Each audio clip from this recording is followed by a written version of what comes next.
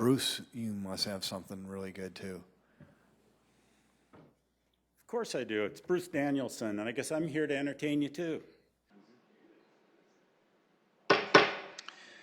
Good afternoon. I call this budget hearing of August 11th, 2020 to order. Welcome to those here and those watching online and on CityLink. For the record, we have Councillor Brecky joining us today by phone. Let's get started. The first item up today is item 2A, presentation of the police budget by Chief Matt Burns. Welcome, Chief. Councilors, Chief Matt Burns, thank you for this opportunity to discuss our 2021 budget proposal with you today.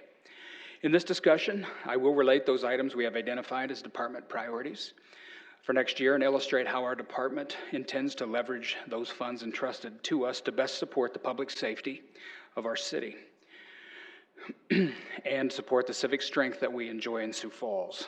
From our investments in maintaining current programs to items we've identified through the RFR process, I hope that you will see as we go forward into 2021, we continue to be well positioned to ensure the public safety and continue to emphasize our community policing approach.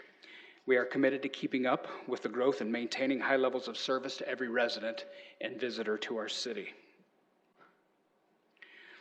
Our story and legacy at the police department is one of service. That means directly partnering with the community to serve, protect, and promote quality of life. That mission means a great deal to us.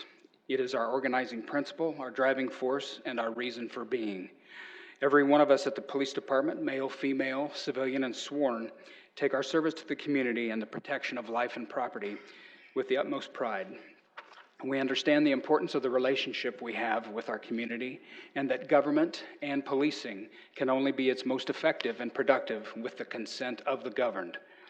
Our ultimate goal of promoting and providing a safe city where all have a chance to prosper is where our collective efforts are focused. This is foremost in our minds as we undertake our historical roles of law enforcement, crime prevention, order maintenance, and community caretaker. To begin the discussion, I will briefly review a snapshot of some key metrics of our department, which you see some of it on the screen. Our current authorized strength is 274 sworn officers and 37 civilian staff at the Law Enforcement Center. We ended 2019 with an 8-minute and 33-second response time for high priority calls, with a goal to keep that again under 9 minutes in 2021. We had a combined 40.6 Part 1 violent and property crimes per 1,000 population and experienced 5.3 injury-producing accidents, also per 1,000 population. We have a 72% crime clearance rate, which compares to 45% nationally. And in total, our department responded to 125,885 calls for service last year. This graph illustrates the trend lines for our service calls with data going back to 2015. Two things really stand out. That certainly our calls for service are the greatest in the nice weather of the summer, and that our overall call numbers are steadily increasing. We know from our experience that these trends will continue, and that as our city continues to expand in population, square miles, and with continued development, that the demand for police services across the board will increase as well. The next graph illustrates the growth of our calls for service volume compared to the growth of the population. In past years, overall call numbers, calls per officer, and officers per population have proven to be effective metrics in projecting future staffing needs. These metrics show us that over the last 5 years, these rates have grown at an average of 2.44% year over year. To keep up with this percentage growth in yearly call volume and officers per population, it will necessitate adding 5 officers to our sworn ranks in 2021. So getting into the numbers, you can see the largest budget impact items projected for 2021 are the 5 new police officers, with that request amounting to $442,000 of our overall increase. Fortunately, our department was successful in our COPS grant application for this year, so 2 of those FTEs will be funded and supported by grant funds. Body cameras. In 2021, our department is looking to complete the purchase of body cameras, which was started 2 years ago by equipping the remainder of our uniformed services patrol officers with those units. This investment amounts to $400,000 for the cameras, additional upload station infrastructure, and increased video storage space required to support them. These additional 160 cameras will record officers' interactions with all manner of crime victims, witnesses, suspects, in addition to residents and visitors to our city in the course of their normal duties. The recording of interactions from this perspective may reduce officers' use of force, officer complaints, increase officer and citizen accountability, plus potentially provide quicker resolutions to criminal investigations. This increased video product, however, will be no different from the video created by our current patrol car systems and the 30 body cameras that we currently employ. Our department will follow the law in regards to public disclosure and will at all times be mindful of the protections afforded by state statute and the South Dakota Constitution. As a lawful and responsible custodian of these records, we will always give the prescribed legal deference to victims of crimes, persons in mental health and addictions crises, juveniles, and the rights of those accused of crimes who are entitled to the presumption of innocence. The Remote Law Enforcement Academy. Early this year, our department made a proposal to the South Dakota Attorney General and law enforcement training that would allow the Sioux Falls PD to conduct a remote basic police officer training academy at our department. After much consideration, our proposal was accepted, and starting this month, the Attorney General has granted us the authority to train our own recruit officers to ensure that we can meet our own training and hiring needs. This will require an annual increase of just over $23,000 in issued equipment and consumable training supplies to train, at this point, 215 officer classes per year. The 7 additional weeks our training cadre will be working with each recruit class will require an increase of nearly $25,000 for instructor wages. In addition, our police training officer cadre is currently staffed by 30 police officers across our patrol shifts, which allows us to conduct field training for a class of up to 8 recruit officers.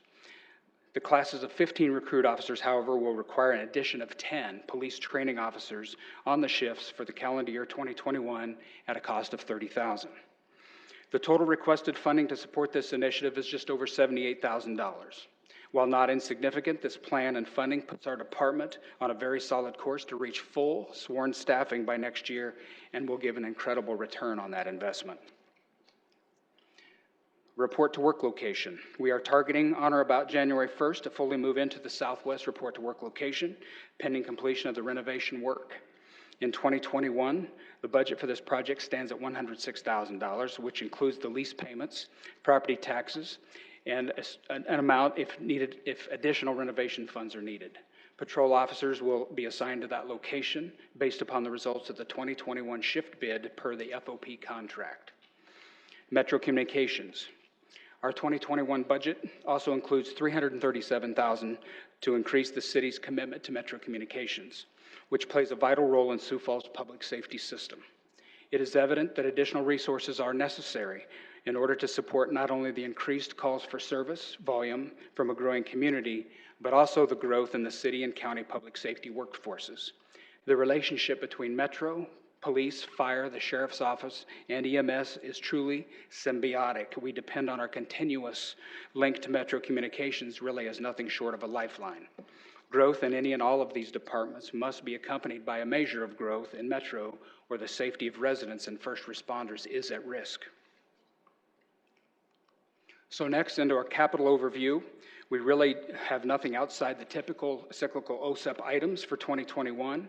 The bulk of these items consist of patrol and detective vehicles, amounting to 16 SUVs and 4 sedans, emergency response vehicles, including the replacement for the SWAT truck and the crisis negotiations truck, digital storage and phones, forensic download storage in the technology realm, additional radio purchases, amounting to our commitment to get up to the P25 digital radio standard, which is a statewide standard, a couple replacement trucks for animal control, some equipment, gas chromatograph to test for blood alcohol content for the crime lab, 2 speed trailers, and a replacement utility vehicle for our parks and events teams. So in conclusion, counselors, I would offer at the PD, we understand that we must continue to innovate and find creative ways to address the issues in our community. Our first and foremost priority is, of course, will always be the protection of human life, and the protection of property. This budget supports us in areas such as recruit training and department staffing that is truly new ground for us. It invests in technology equipment that assists us meeting professional standards and certainly citizen expectations. We believe that the budget proposal is a forward-looking and responsible plan that sets us up for continued success in 2021. Appreciate this opportunity to speak about it today, and I'd be happy to answer your questions. Thank you, Chief. Questions? Councilor Erickson. Thank you for the overview on that. Couple questions that I have. On the radios, the P25, is the state kicking any of that money in, or does that truly just fall back on each municipality to fund and have their own radios? Because if you don't have the radios, you don't communicate. And so you'd hate to sit back and not do anything, but I didn't know if there would be any contribution back to the cities. So we've not heard of any contributions back for radios. The state has committed and been consistent in their commitment, communication to us about the infrastructure piece. So they're upgrading the towers, the repeaters and things like that to maintain the infrastructure, but the radios are on the entities themselves. So if I can, Mr. Chair, how many do we have that are, I mean, we're at a break fix. Like, the rumor was getting parts from eBay because for the old radios, because you're robbing parts from, I shouldn't use that word when I'm talking about the police department, but you're taking parts from other radios and fixing others. Are we now to the point where we have almost all of them upgraded, or do we still have some of those that are really outdated? No, I believe this is the final year because we've been purchasing them in batches over time to be ready for that P25 standard. And I think we're in the final year of that. Our radio team is well employed to have these radios. I'm not concerned about us not having that communication ability. It's just meeting that deadline so that we all are up to that digital P25 standard when the state flips the switch. Right. And it's certainly nice to do it in incremental steps so we don't have just 150 radios we need all in 1 year. So I appreciate you breaking that out over the years. One more question, if I can. Talk a little bit about the body cameras. I know that's been heavy in the media, heavy in the news as far as body cameras and the protections of those. And I appreciate your clarification on what that means for victim rights as well as, you know, you're innocent until proven guilty. Are there any state laws that need to be adjusted or changed that hinder or restrict your ability to do this? Or anything along those lines? I know last year there was a bill that came forward for body cameras that really restricted, in my opinion. It didn't allow you, the expert, to kind of do your job without that collaboration. And so I'm wondering if you foresee that coming again this legislative session. Are there any fixes that you need? Or is it just, it's good how it is? Well, the two main laws that we reference when we talk about what we can release and what we can't are SDCL 23511, which speaks to confidential criminal justice information not subject to inspection, and SDCL 127-1.5, referencing certain records not open to inspection or copying. So what those statutes say that when it comes to law enforcement work product, be they actual reports, be they video product, anything that is a product of an investigation by law enforcement or an official body are not open to public inspection. What that boils down to is there's also additional laws, such as Marcy's Law, such as the specific protections inside these laws which help protect persons in the throes of a mental health crisis or an addiction. There's also protections for juveniles under the law. So just because you have a video product, there might have to be numerous redactions to that product before it could ever be released to the public if it were to be done so, just to make sure that these laws are being adhered to. So it's not nearly as simple as just being fully transparent and throwing out any video out there. When it comes to if it would apply to somebody else, you might think, well, that's okay. If it's a friend or a neighbor, you might be a little bit more trepidatious about it. But then what if it's you or your family? Then you're going to want to take all the protections on the law afforded to you, because as police officers, we see people at their worst. We see people in moments of sheer tragedy in their lives, through addiction, through assault, we're talking to rape victims. We're talking about extremely sensitive things. And to just have a policy where you might just be able to, through FOIA request or whatever, be able to get this video, within a certain time and be mandated to turn it over is at best not a good idea. And then you're also talking about potential violations of law unless there were several things that were changed in the law. So as of right now, I think the law has appropriate protections for people that it are intended to. I have no doubt, though, that there will be some discussion about that at the next session. I'm sure, I'm sure. And then how long will you keep those? How long do you plan to store those videos? 10 years, 15 years, 20 years, or is it, what's the goal for as far as video storage? So since the inception of our video program, we have defined periods for retention for all manner of videos. If it's an arrest, it's a certain amount of time, typically 180 days. If it's a case report, it's a certain amount of time. If there's a complaint that's assigned to a certain video or call, well, that's a longer retention period. If it's a major case where that could be appealed, like if it's an aggravated assault, a serious felony, certainly a homicide, we may keep that in perpetuity, just depending on the seriousness of the case. But we have defined retention periods established well into our policy.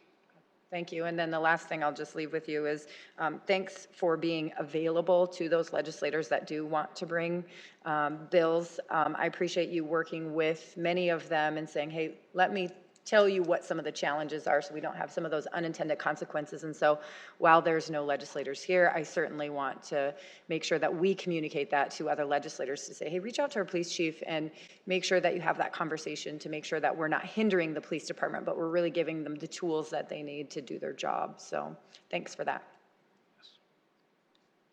Councillor Sale. Thank you. Chief, you talked about new vehicles, replacement vehicles, and I believe you said there were 16 patrol vehicles on the docket. How many currently do you have in your fleet, patrol vehicles? So I think it's just about 68 marked patrol vehicles in the fleet. We replace a number of them every year based upon typically the cycle, the mileage. I can tell you that this year, I just heard today, we have over 20 of our police SUVs over 100,000 miles. Part of that is due to there was a delay in the production. We're in the year of a model change from Ford, and there was a little bit of delay getting the new equipment, like the cages that couldn't be transferred from the old model to the new model. Some of that is production shut down because of COVID and things like that. Suffice it to say, these were things out of our control, but we're going to be working rapidly and diligently to get those vehicles changed over, to get the new ones out on the street. Thank you. We'll go to Councillor Selberg and then we'll go to Starr. Thank you. Councillor Sale just hit a couple of questions that I had. It was around vehicles. So 16 or this year, is that about average? And what is generally the term? I think did you talk about the mileage number? Is there generally a time where a car terms out, that's it, or? Yeah. So it's 16 this year. It may be plus or minus a few of that depending on the year. We kind of stagger them a bit. Typically, it's around 100 miles. A patrol vehicle typically lasts about 2 years. Many of them are run for at least 2, sometimes 3 shifts a day. And that racks up the miles pretty quickly, especially now that we're about an 80 square mile footprint of Sioux Falls. As we continue to expand, those calls for service will continue to be, in disparate corners of the city, and it racks up the miles. So when they get to 100,000 miles, you said, then it's time to? That's typically the target. We work closely with Fleet to get those vehicles. They're serviced very well. I mean, we don't have any issues with that, but they're idling a lot. It is kind of a severe service on those vehicles, so they do a good job with keeping them cycled through. Okay. Yeah, that's what I had. Thank you. Councillor Starr. Thank you, Mr. Chair. Chief, talk a little bit about the video that we're going to now accumulate. How do we work with both of the counties and private attorneys, and what formatting? I don't need the specifics, but are we doing it in a way that it's easy for other departments to use? Is it an open source video? Is it a proprietary system that we're using? How the nuts and bolts are that part of it will work? Sure. So the prime consumer of our video product are the prosecuting offices, be they the city attorney's office, the state's attorney's office, even potentially the U.S. attorney's office. So each of those entities we will work with, they tell us what video they need for a certain case, and we're able to provide that. In the case of the state's attorney's office, they have access to the system that we store that on. So it is a proprietary product from the company that we have, GTAC, but they have the capability to get that video and to redact it as may be ordered by the court or needed by the state's attorney's office to get a sufficient evidentiary product. In terms of handling the additional volume, we have had ongoing discussions with the state's attorney's office as they handle the most of that video on how we're going to do that. Some of that we don't know. We don't know how deep the water is going to until we get into the water, but we are going to be responsible as a stakeholder in the system with them and not just leave them hanging with an entirely large extra stream of video. We may start out that process if we need additional, PD personnel to help manage that stream with part-time personnel. We want to try to manage it that way before I would ever come to this body and say, hey, I need another FTE just not to answer police calls, but to manage video. There is that possibility that may happen, especially if the law changes and we get into an arena where it is available for public consumption. That's going to potentially take an FTE just to manage all those requests. So that's a fear I have in the future, but if it happens, it happens. So the discussions are underway. There is a plan that we may implement to help remedy that. Okay. Well, I know that was a big part of the discussion with the Minnehaha County, is that they were adding a third tech to handle that. So I guess I was just curious if we're going to give them the raw video and then they redact it once it gets to the prosecutor's office, or if that's our responsibility as a city to do that redaction and make sure that those things are eliminated before it gets turned over to prosecutors, and that's, I think, where the time part of the process really takes. Yeah, they do all that bigger now. part. They Okay. certainly do all that now, and they have the expertise and the direct communication with the prosecutors to know what the judges want or what they've ordered to make that an acceptable evidentiary product. But we may begin to help them, starting with some part-time personnel, if that task becomes more than they can take on. Thank you. Counselor Kiley. Thank you. Good job as always, Chief. Question about training and education. It reflects a fairly modest increase of just $3,160. Does that percent increase, is that comparable to your increase in additional 5 officers? And also, do you have any other grant monies that can help supplement that training as well, too? For the training budget? Yes. So we've noted that this year, 2020, was a very unique year. We won't even spend nearly all of our training budget just because so many of our trainings were actually canceled, and that was just kind of industry-wide. We feel like that's a good number that satisfies where we need to go. We're doing some of that training in-house, and so we feel comfortable with that number for training. We think this body has always been very supportive, as well as the administration, to support us in all our training needs. So we're confident, based upon our increasing numbers, if we come and make our case in the future that the training budget needs to be increased, we're confident that you'll see that as a legitimate request and support us. Thank you. And then, is there a point in time where, in terms of overtime paid out, that it's actually beneficial to bring on an additional officer so that you can reduce the overtime, or maybe even some part-time individuals, officers that can function on a part-time basis, and then we actually realize the savings in benefits? Something similar to what Director McMahon presented to us with Metro a few months back. Yep, that's a great question. Of course, we're always analyzing what is our calls for service and how much bandwidth does it actually require from our sworn staff. In the time over the past few years where we've actually not been up to that's a calculation that's best made when you're at your full strength, because the time that when you're down so many officers, it takes higher backs and overtime just to make minimum shift staffing. So it's hard to actually know exactly what that right number is. We feel like that the metric projections we've made based upon the historical calculations are very, very close to handling that need if we were at full staffing. We're anxious to get to that point in 2021 where we'll know where we can better meet up the need versus what we've projected to see if that's right. But I do appreciate that question, and in fact, we've brought on some part-time staff, and you'll see that reflected in the budget for background investigations and for some of our sex offender registration, in order to take some of that burden off the full-time staff that they were having to do that as an additional duties. That kind of calculation is going on all the time to make sure that we're the most efficient that we can be and not burdening full-time staff with too many duties and getting things on their plate that could be maybe done more efficiently by part-time staff without having to add an FTE and the benefits that comes with that. And obviously the challenge this year with many special events canceled, I would imagine there's probably a reduction in overtime that's going to be realized as a result of that too. Is that correct? Or- Yeah, that's absolutely correct. We had hardly any special events this year. The council had seen, funded us very well in that regard. If they would have happened, they just because of the COVID event and ongoing struggles, they didn't happen this year.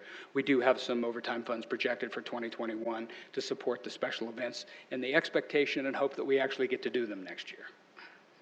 Thank you very much, Chief. You bet. Any questions from the phone?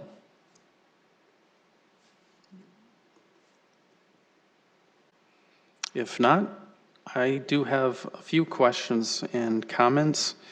In terms of the body cameras, which of course are of heavy public interest right now, I will say I did talk to somebody who dealt with this in another jurisdiction, and you're correct. They related that there's full-time staff that literally every day when they come into work, they spend several hours having to do FOIA requests in another state, and so there's multiple redactions that they have to make because they have to, anything that involves minors and health and all of that, so it's a significant amount of work to do that. So that's obviously a downside. In terms of, and you would have experience with this because you already have them, you already have a number of them. When it comes to somebody who is accused of a crime, is that something that would be subject to discovery, or that the defense attorneys can get ready access to? How does that look? So the defense attorneys, when it comes to that discovery piece, make all their requests and are supplied all that video by the state's attorney's office. That doesn't come from us. The discovery process is handled all by the prosecutors, and in conjunction, their relationship with the defense counsel based upon who's representing the defendants in that case. Okay, so the state's attorney have access to it, and then of course, in between the two parties, that information will be exchanged. So you don't have to directly do that, okay? Nonprofits that are under your purview, which Compass Center, for example, was there any change to funding to any of those? No. Okay. And then I guess I would share, I do appreciate the prudence, but I would just want to say that if you believe and you find just from experience you need somebody else who can work with the video footage, which could be a substantial amount of work, we don't know yet, that I would hope you do come to the council, and I would hope that, at least for me, you would probably find support for funding for that. So I don't want to overburden the county and the state's attorney's office with handling all of that data if it turns into a voluminous amount. So I just want to make sure that I share that. As we open 2 new schools, are we going to be adding 2 new SROs? Is it a 1-for-1, or how would that look next year? So with those schools opening, we are in discussions now with IPC and the school districts on how exactly they want that looked at. We are intending to staff those schools in this very similar to how we staff the schools that we service now. But that ultimately that decision will be made by IPC and how they want that done. I suspect that the parents with children at those schools will want an equitable treatment as far as SRO's time. Sure. And remind me, do we have agreements with any other school districts? Brandon, Harrisburg? Yes. We do? Yes, Okay. we do with the other school districts, with Sioux Falls Christian, with Sioux Falls Catholic Schools, with Harrisburg. So all of the schools in the Sioux Falls city limits are in parity? If they have, inside the limits, then we have a representation at those schools, the elementaries, the middle schools and such. Okay. Very good. Thank you very much. Thank you. Appreciate it. Next is item B, Fire by Fire Chief Brad Goodroad. Welcome, Chief. Well, good afternoon, councilors. Fire Chief Brad Goodroad here. I present the 2021 budget for Sioux Falls Fire Rescue. With our $34 million investment in 2021 Sioux Falls Fire Rescue, we are able to operate 12 fire stations that are staffed 24 hours a day, 365 days a year, with a total of 226 personnel. Operate as an all-hazards department by providing fire, EMS, water and ice rescue, high-angle rope rescue, confined space, trench, structural collapse rescue, as well as hazardous materials identification and mitigation.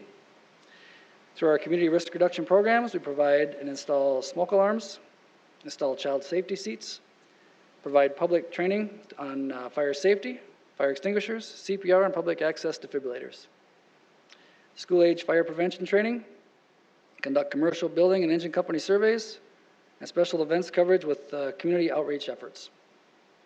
We partner with several other community organizations and agencies, including Bomb Squad and SWAT with Sioux Falls PD.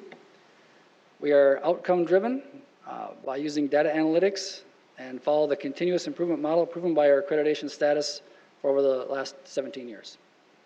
And we continue as an ISO 1 rated fire department, providing the lowest possible insurance rates for businesses and homeowners. One of the biggest returns on investment our community gains from the $34 million investment in Sioux Falls Fire Rescue is the number of cardiac arrest saves, rescues, and excellent care we provide during medical emergencies. Another big return on investment is the $534 million in property that we save annually, which is at a 98% save rate on property value when it's exposed to fire. So looking at our $31.8 million operating budget for 2021, with an increase of $2.3 million, the major impacts are first under personnel. We have a $1.9 million increase with $1.2 million for 15 new personnel to open Station 12. The remainder of that increase is for step increases and wage adjustments. We have an increase due to the ALS medical control services and for our community risk reduction Code 3 analytics software. Under rentals, the increase is for reallocation change for internal technology rental charges due to revised citywide allocation. Under repair and maintenance, we had a decrease due to a completion of tuck pointing at Station 7 from the previous year and an increase of AED battery replacements for our community outreach. Under supplies and materials, we do have a $222,000 increase for turnout gear and uniforms for our Station 12 hires and expired gear, and an increase of cost related to EMS operational growth includes EMS supplies for Station 12. Under utilities, the increase is for the Station 12 utilities and adjustments to our actuals. With a $2.19 million capital program, we have one capital project in 2021, which is the purchase of land for our next fire station. We're looking to purchase land for this future infrastructure need ahead of increasing costs and reduced availability, which is currently looking like the south part of the city. In the capital equipment, we're looking at for EMS equipment, replacing a transport ambulance, which the unit is 14 years old and needs replacement. For fire vehicles, replacing 2 fire trucks, including 1 rescue truck and 1 heavy hazmat engine, along with replacing a wildland engine package. For rescue equipment, purchasing 2 inflatable rescue boats and a night vision device. These rescue items are 100% DHS grant funded and used to complete the FEMA-typed mission-ready package for water rescue. And last, for vehicles, replacing a mechanics equipment truck for our EVTs, purchasing a large tow truck for our heavy USAR trailer and large flatbed, replacing an SUV for our emergency manager, and then replacing an SCBA test machine used for our mask fit testing. So that concludes the budget presentation for Sioux Falls Fire Rescue. Thank you for your time. We always appreciate the council's support for Sioux Falls Fire Rescue, our mission, and most certainly, of course, the support for the Public Safety Training Center project. So happy to answer any questions at this time. Thank you, Chief. Questions? Councilor Sale. Thank you, Chief Goodroad. I just have a few questions. Supplies and materials, $220,000 for turnout gear. What's a set of turnout gear cost now for a new firefighter? It's about $2,500. Yikes. 27, yep. Also, I noticed that you've acquired a few positions from different departments. The notes I've been provided, one moved from environmental to fire, a technical clerk. You have another clerk coming on board? Right, So she started, from what I understand, they did not have a use for what her skill set was, where she came from. Through HR, Kim Stolken in HR knew we had a need that would be met with her skill set. So she moved over. We tried that out for a while. Really liked the work she was performing. And so yeah, she's part of our team here now. Good. And then the other two, I think, were, they moved from us to Fleet, now from Fleet back to us. And when did they leave fire to go to Fleet? I think that was a couple of years ago when they centralized Fleet. But it's still specialized with our equipment. So we have a division chief that's in charge of that. They basically reported to him, And then just we gained some efficiencies certainly through Fleet and through their software, but that that particular was not an advantage. So to move them back really helped a lot and helped that. Right where they should be, in my opinion. Yep. Thank you. Other questions? Including from the phone? We'll go to Councilor Selberg, and then it looks like Kylie had a question. Thank you, Mr. Chair. Similar questions to Chief Burns. Break it down like the fire vehicles. How many different, how many is a fire truck, or is it a pickup, or is it and I know that in fire trucks, how wide a array of, as far as models are there? I know there's probably not a standard fire truck, but what do they run and how often are they being termed out, if that's the right term? Right, so we have ladder trucks, so we have our large platform truck and our ladder, our aerials. And then you have more of an engine company, which is a standard size fire truck. It's a pumper, so it pumps water, but has all of our equipment on it. And then we have some specialized equipment. So we have a heavy rescue unit. That's a large, straight, single truck that carries a lot of our rescue equipment. We used to carry a lot of that on a really long, probably a 40-foot long gooseneck trailer. So now we've got that as a redundancy to move outside the city. So if we have to be deployed to the state, we utilize that. But everything in the city is on that heavy rescue. So there's a heavy rescue component there. We're also going to do that with a hazmat. So we'll have a heavy hazmat unit. We have USAR vehicles. We have smaller hazmat response vehicles. Now we have a couple of ambulances. So we have our transport ambulances. And then wildland units. So our wildland units are more like a dually F-550 type size vehicle down to utility pickups. So it's a wide range of that. And then as far as, I think you're asking about replacement and how we kind of look at that. So again, through that software, through Fleet, we really track and understand and know exactly what our maintenance is. And it's not a set date or a set miles.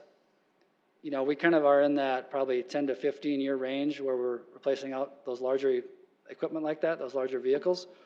And it's based on just like your own personal vehicle. You don't want to run them too long to where now you have no value and you have a lot of maintenance costs. You don't want to trade them in or get rid of them too early until you've used up that value. So we just really evaluate that constantly with all of the equipment. And then in that 5-year CIP plan, then we just look at that, evaluate that, and adjust based on the use. And then having some of these smaller vehicles, so like our wildland units, our EMS units, the crews will take those on EMS calls so they aren't traveling with those large trucks. Saves a lot of use, a lot of miles, a lot of wear and tear on those vehicles too. So it's not an easy, just one answer. It's just an evaluation of the entire fleet, and we watch it. And then newer vehicles are, of course, built better, should last a little longer than some of the older vehicles that were built maybe 20 years ago, so you may get a longer life, but you don't know until you get there. So again, it's just a constant evaluation. Okay. Are older vehicles then, like sometimes with our equipment, like a smaller town will donate it to them, or they don't go on auctions like our city auctions or anything? I mean, what do you do with those type things? It's kind of a case-by-case basis. So if we have some of these older trucks that really there wasn't enough trade-in value to go that route, and there's a need within the community, then we've done that before. We've given those trucks. Ideally, you want those in a place where you do get some trade-in value. So you're trading that vehicle in, getting the new vehicle, there's a value there. So again, there's a variety of what we do with that. Right. Interesting. Thank you. Thanks for the presentation. Councilor Kylie. Councilmember Neisert. We'll go to Kylie and then we'll go to Councilor Brecky. Hold on. Thank you. Chief, similar question that I had for Chief Burns. $500 modest increase in training and education. Is that sufficient considering we just brought on or will be bringing on 15 additional personnel? Right. So similar to Chief Burns, this year was a very different year. Not sure what next year is going to bring in that. So we kept that the same. We do some training outside the city. There's a lot of different places around the country that we travel to that are very specialized in the things we do, from USAR to hazmat. We have partnered with the bomb squad. We send people down there. There's a lot of different things like that. So I think it's sufficient to keep it the same for next year. Now, as we move into a new training center and some of those things, we'll see what that brings and how that is. And again, now we're adding a station. So, you know, every time you add that work group, you're adding that to your mix. But we're confident in 2021, we're good with what it is. We'll evaluate it again for 22. Yep. Well, as a professional educator myself, obviously I'm going to fall on the side of training and education because I think it pays off very well. So I, for one, would be an advocate if you do need that, consider that for future budgets because I think it is services that are provided to the citizens. This is not necessarily a budget-related question, but now with the addition, because we were able to bring Fire Station 12 online sooner than if we would have gone through this budgeting process, thanks to the council, we were able to allocate money for that ahead of time.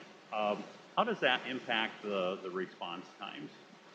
You don't have any data yet because it's not up and running, but what would you project in terms of response times when you add a new station? Because after all, there's a lot of homes and businesses now that exist on the east side of Sycamore Avenue that just a few years ago were not there. Absolutely. So as you know, when we justify those stations, we're looking at that. So we know, okay, if the station's here through our data, through GIS, through the city, we can tell what the response times are and what they would be if that station was open. So we're certainly going to move and improve our response times. You know, we're pushing that over 8-minute response time when we want to be more in that 5-minute, 12-second response time. So with that opening, you know, I can see us probably gaining a minute or two of response time in that area. And then which will also help our overall response time for the entire city, which of course is part of our accreditation and part of our ISO. Right. And just thank you, because it just proves my point that I was hoping you could make for us, that by building these additional stations, it is improving that response time. And that minute or two, or maybe 3, if we can get it down into the 5-minute range, I mean, is a matter of life and death. So I think it's money well spent in the budget when we expand our stations. Now, maybe you'd mentioned it. I know there's $250,000 allocated for land acquisitions.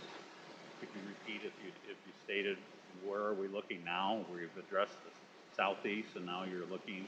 Right. So it's that's also data driven. So you look at response times, and that's really the driver to me. I mean, there's call volume as part of it, but it's response time to keep it equal throughout the city. So if you have an area of the town that's starting to creep up on response time, there's growth there. We work with planning. We look at the future. There's a lot of things that kind of come into play on that calculation.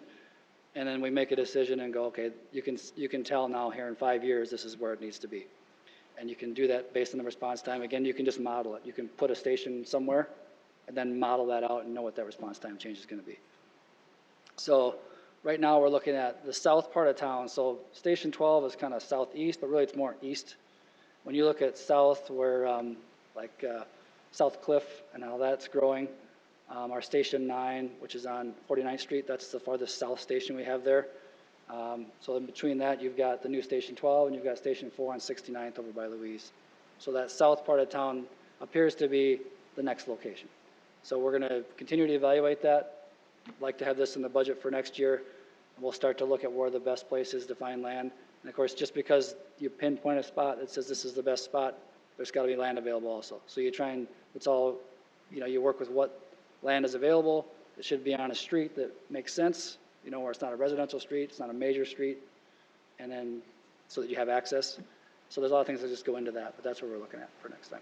Very good. And the ability to plan ahead with the land acquisitions, again, pays off dividends, because take Station 12, for instance. Prior to the Sioux Falls School District making their decision to build where they did, basically across the street, and then the transit district building another school. Land values in that area greatly increased. So right. Being able to make that purchase ahead of time pays off, because it is, as the city grows on the exterior edge, it's just going to continue to increase in value too. So, thank you. Councilor Brecky, floor is yours. That number of 534.5 million of the value of property saved after fire exposure, or that 98.6%. Could you just explain a little more as to what goes into that number, the calculation of that number? How is that calculated? Yeah. So we used to look at fire loss, and we talked about fire loss, and I really think we were missing something there. So we started looking more at the value saved, because that's really what we're doing. When you have a personnel in place, you have equipment in place, stations in place, you're saving property. So we take basically the pre-incident value of that. So you take your valuation of what that property is. If there's a fire in that property, we come in, put the fire out, maybe you've got 10% of that damage. So then what you've saved is 90% of that value of that property. So that's how that accumulates up throughout the year. So $530 million in property saved based on a $34 million investment. That's why I'd just like to point out that's a really good return on investment. Yeah, fire departments are expensive, but that's what's kind of the value that you're getting out of it on the property side. And then the 98% is just simply the percentage of that overall. So of all those buildings that had a fire in it, you've lost 2% of the value of that after the fire. So then that can fluctuate too, because if you have a big $10 million building and you save, you've got a small fire in there, that value, you've saved that entire building, so that value goes up. Same thing if you have a big loss. If you have a big $4 million building loss, so that really fluctuates. But that's kind of what ours was last year, and that's kind of where our average has been over the last 5 years, is in that mid $500 million range. Okay, thank you. One other question. Under your key statistics, you had broken down the number of non-fire incidents, into several categories. But at the very last one, other responses, 3,727. That's a lot of responses. And I was just wondering if you could just give me a kind of a sampling of what goes into that other response category, because that would be like the third highest category in your incident responses. Yeah, and I think in there we have some things like our lift assists and some of those incidents where it's not in those others. I think that's one of the big drivers. And in that lift assist number, we've got a community risk reduction specialist now in the department. We reassigned a position for that, and really working to get that number down, really working to solve some of those lift assist issues that we have in the city. As you know, fire took that over, with the current contract with the ambulance, and I think we've done a really good job of maintaining that and handling that. But again, when we go through those lift assists, there's a need there that's not being met. So our community risk reduction specialist is trying to meet that need, get the people the resources they need, and reduce those numbers. Tell me again what lift assistance is. That's with the emergency response system? Right, so if someone is in their home and they're not able to they get on the floor, they can't get up. Or if they're just not mobile enough and they need to move to their bed. There's a lot of different things, people are often need to be at the next level of care than what they are. And so you'll see that a lot. People in homes should probably be in an assisted living. So then you run into a lot of these situations where you need to provide that service. And that falls under our area of responsibility. Okay, thank you. Seeing no other questions, just a few questions for me. Could you just tell me, and this is in 2025, so it's in the out years, but a little bit more about your digital signage proposal? I mean, I know at the main fire station you have a smaller digital board that's pretty basic, but what are you looking to do? Right. So right now, if you look at headquarters there at 37th and Minnesota, it's just a sign with the little letters on it. So we're looking at something where we can message, safety messages. It could be something that could be emergency response. It could be streets closed, stay away from this area. There's an incident going on here, stay away from that area. There's just a lot of things that we think we could provide real time by having that digital print there. And then we'd have it at a couple different locations where it's really busy, a lot of traffic volume. And then it would also not just be for Sioux Falls Fire, but PD could use it, any other department could use it. Public Works could have messaging on there, and it could just be this constantly changing message that people as they drive by in that traffic volume. Would you be just looking to equip just fire stations? it wouldn't be like in rights of way at lights, you're talking just picking strategic fire stations, or? Right, yeah, so like 37th in Minnesota is pretty high volume. I think the other one we were looking at was Station 5 on East 10th, and then Station 6, 41st and Marion. Okay. So you've got a lot of traffic there, different parts of the city, and you're able to just create that real-time message. There's a lot, of course, through our social media that people get, but then there's a lot that just drive by and look at those signs too. And I just think it's a good marketing tool, a branding tool for us and for the city. Again, it wouldn't be just for us. There's other city departments that could certainly use it. Okay, very good. Well, I see zoning in the room. Might have to ask him if that qualifies as a billboard, or if you have enough signage allowance for that. So, my other question is, unfortunately, recently we've had a few tragedies when it comes to drownings. Now, they were outside of city limits, but I imagine that we probably gave mutual aid and went out there. Is there something that you've been looking at doing, and maybe you're already doing it, that would have to do with things about some sort of education or safety because we're having more and more usage, for example, on Skunk Creek in city limits and in the Big Sioux when it comes to kayaking and things like that. And one of the things I see a lot is no life jackets. And that would be something presumably right in your department's wheelhouse when it comes to prevention. Yep. So community risk reduction, like that is something that you're right, that we could look at more than we do. So we're looking at, as in the response side, we're looking at a dive team, partnering with the county, partnering with Sioux Falls PD, working to get that in place. That's on the response side. So what you're talking about certainly is more of a community risk reduction. So our community risk reduction specialist, and then that software that I mentioned on the data analytics of community risk reduction, that's what that's for, is to help us look at our call volume, look at the incidents we're running on, and what we can do, to make that impact on the community risk reduction side. So through him, I think we can look at that. We'll look at that more specifically and see if there isn't something that we can maybe partner with parks on, as a lot of those go through parks, and even with the county. You look at the county EM, and is there something we can partner there? So yeah, that's a great idea. And also keeping in mind Family Park, there's increased use on there. It's a wonderful location for kayaking and paddle boarding, and you're starting to see more of that too. So just a thought. Very good. Thank you. All right. Next up is C, overview of the public safety bond by Director Pritchett. Welcome. Good afternoon, Council. So the last couple of weeks, we've been talking about the public safety training facility. Had a pretty extensive conversation at the joint meeting in late July about the plans and the designs for that. And we talked just briefly last week about the plans for the bond proposal as well. So I want to follow up on that conversation from last week.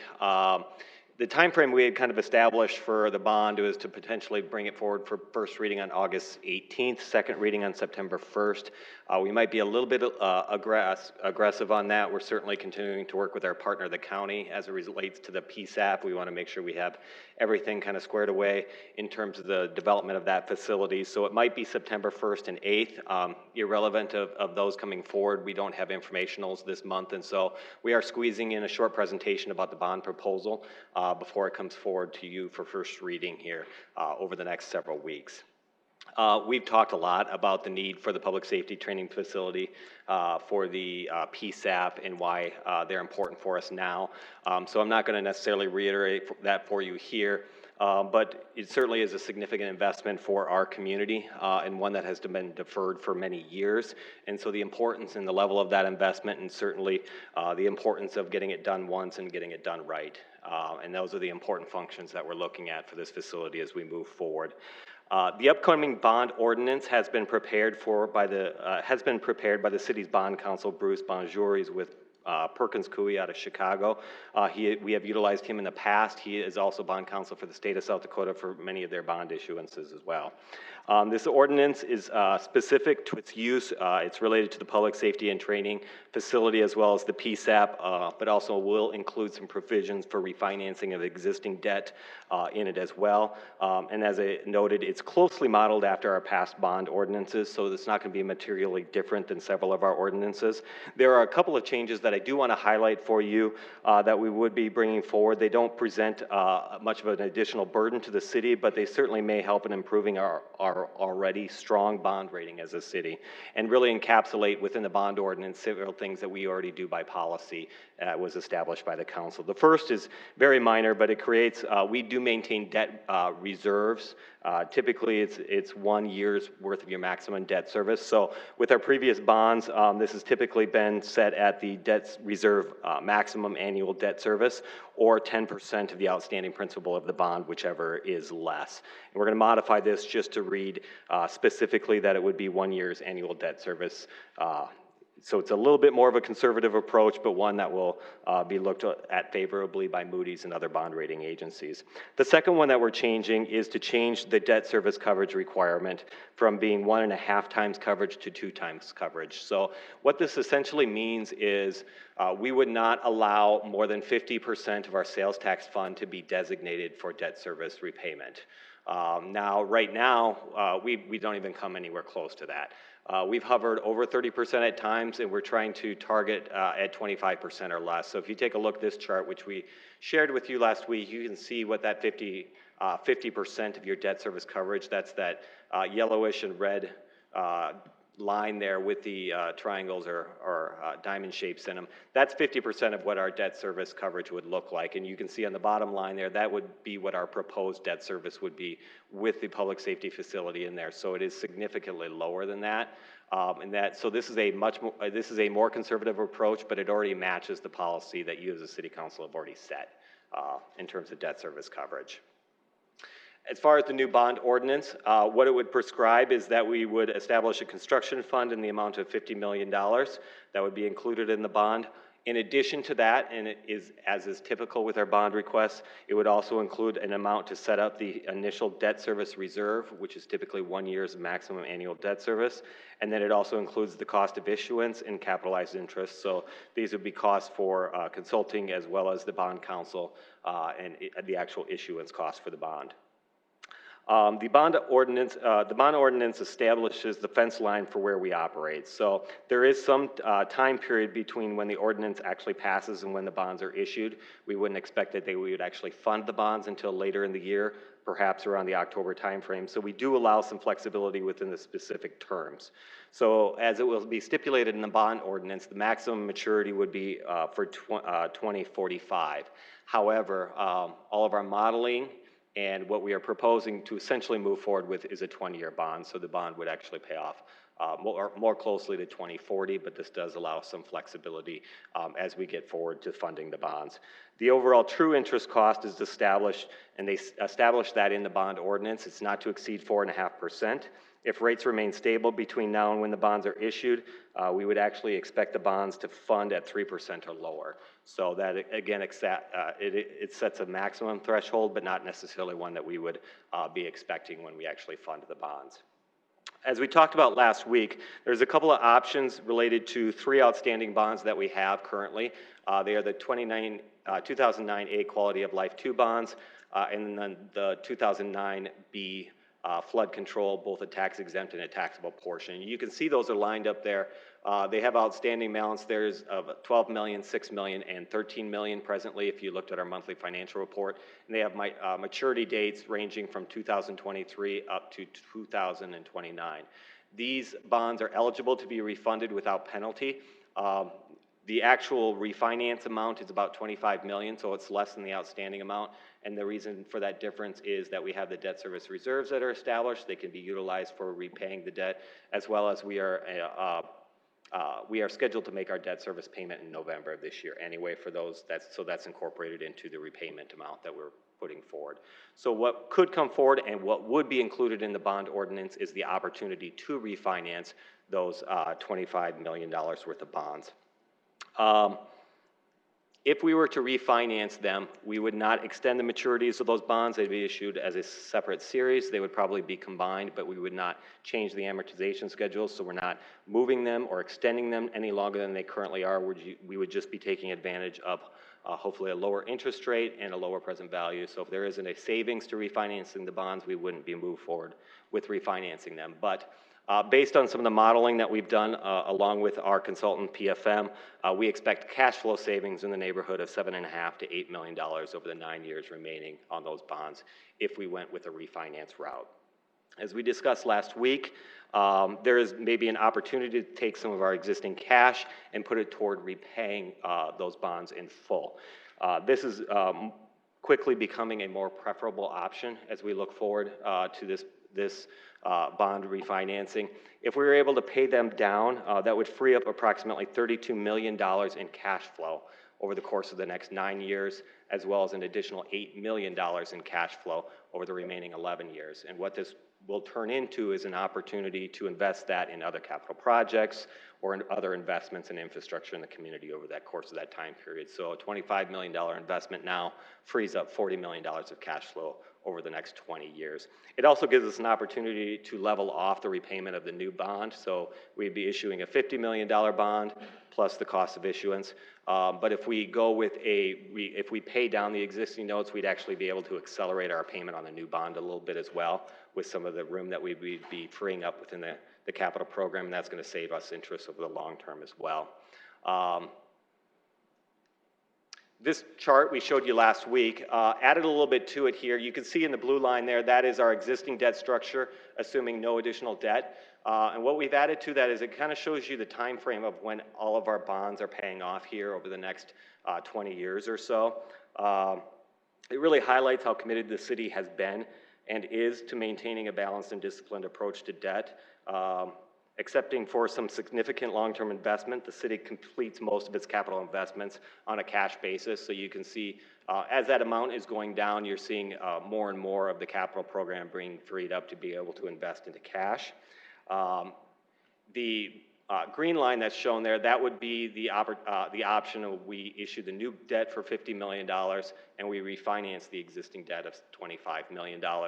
And you can see that does increase our percentage of the capital fund that is allocated to that, but we're still well below our threshold of really trying to stay at least below 30%, and certainly we're actually trying to target being below 25%. And then the yellow line, as we showed you last week, is if we are able to repay the $25 million instead of refinancing them, it's going to significantly reduce our debt service, particularly over the next 10 years, and then it will flatten out over the remaining 10 years of the bond. So as I noted previously, we do hope to bring forward that bond, the first reading of the bond ordinance, either on August 18th, or if not then, on September 1st of this year. As we've noted in previous presentations, the city has very low debt relative to our peers. We use debt financing very prudently. We do not currently have any general obligation debt, so this would be a sales tax revenue bond similar to most of our previous bonds where we pledge our second penny sales tax as collateral and repayment for this bond. The debt is regularly reported through your monthly financial reports, and it's certainly, based on the numbers that are put forward with you, very manageable. So that will be forthcoming, but we are happy to answer any questions between now and when the bond ordinance comes as well, as those arise. Questions on the public safety bond proposal? Councilor Sale. Thank you, Councilor Neitzer. I have a question on the interest rate. You said not to exceed 4.5, and you're projecting 3% in today's environment. That seems kind of high. Certainly, I think a lot of people would be lined up for a 3% municipal bond. So why so high? Well, it's high maybe in relative standing, but I would say that we're being fairly conservative in what we're estimating, but it will depend on what date we issue that bond and what the public market is bidding on those bonds on that particular day for our amount. Now, this is a significant bond, so it'll have some attention, as well as the fact that we have a high credit rating. We'll leverage the lowest interest rates available in there in the market at the time. So we think it's going to be 3% or less, and we're targeting 4 or less, I guess. Well, I will be interested to see what the market is at that point, because a 3% bond with the rating that we have will certainly sell in the market in a quick hurry. That's why I think, let's get that down to 1.5. If we can do that, then I think it is still gonna sell in the world that we're in, and certainly that's what my advisors would tell us. Thank you. You bet. Counselor Starr. Yes, I'm interested in where we're at with the county, because I know our friends at the county were in a different mode than we were when they left here, and then the media reports have become, we sweetened the pot for them by several $100,000. Are they on board at that, or are we still looking at cutting their investment into the overall project? I think we're making progress. We have looked at different ways of structuring the program that I think will be better for both of us as we go forward too. Part of it is also for the county to have the mechanics of when the funding would be available. We had a meeting this morning, additional conversations on that. Metro Management Council will meet again tomorrow to hear an update on where we're at with that. But I am optimistic with where we'll be here over the next course of the next several weeks. Certainly, both entities understand the importance and agree on the importance and the fact that it is more efficient for us to be constructing the PSAP at the new facility. So we'll get there, but it's always a discussion as to how the mechanics will work out.